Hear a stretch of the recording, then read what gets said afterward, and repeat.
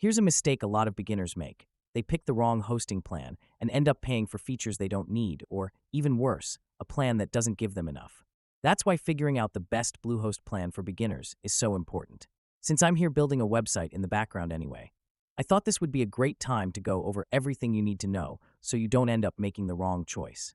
Bluehost is one of the most popular hosting providers, and it's officially recommended by WordPress, which already puts it ahead of a lot of other options. But when you go to sign up, you'll see multiple plans, and if you're not sure what to look for, it can be confusing. You might think, should I just pick the cheapest plan? Or what if I need more features later? That's exactly what we're going to clear up. Now, for most beginners, the basic plan is the best place to start. It's the most affordable option, and it gives you everything you need to build a fully functional website. You get a free domain for the first year, SSL security, and one-click WordPress installation, which means you don't have to mess with complicated setups. If you're starting a blog, a business site, or even a simple portfolio, this plan has you covered. That being said, there is one potential downside to the basic plan. You're limited to just one website. If you know for a fact that you'll only be running a single site, that's totally fine. But if there's even a small chance that you'll want to build a second site later, you might end up needing to upgrade. And that's where the Plus plan comes in. The Plus plan gives you unlimited websites and unmetered storage, which means you won't have to worry about running out of space or hitting limits. If you think you'll want multiple sites, it's worth considering, but if you just need one, the basic plan is still the best value. Another thing to keep in mind is Bluehost's renewal pricing. The introductory prices are great, but like most hosting companies, the renewal rates do go up after your first term.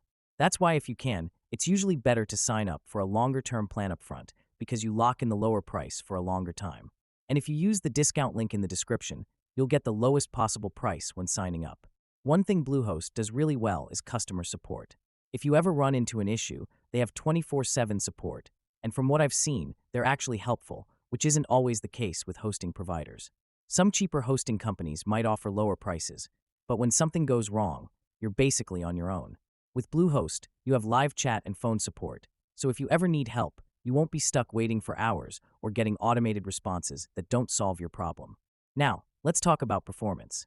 Bluehost has solid uptime, which means your site won't randomly go down, and their servers are optimized for WordPress, so your site loads fast. Is it the absolute fastest hosting on the market? Not necessarily. If you're running a huge e-commerce store or a high-traffic site, you might eventually want to upgrade to a more powerful plan. But for beginners, the performance you get with Bluehost's Basic or Plus plan is more than enough. So which Bluehost plan is actually the best for beginners? If you're just starting out and only need one website, the Basic plan is the way to go. It gives you all the essentials, and you're not overpaying for things you don't need. But if you think you might need multiple websites, the Plus plan is worth considering because it gives you more flexibility. Either way, you're getting reliable hosting that's easy to use, and since WordPress itself recommends Bluehost, you know you're making a solid choice. And again, if you want to get the best deal, make sure to use the discount link in the description so you don't end up paying more than you need to.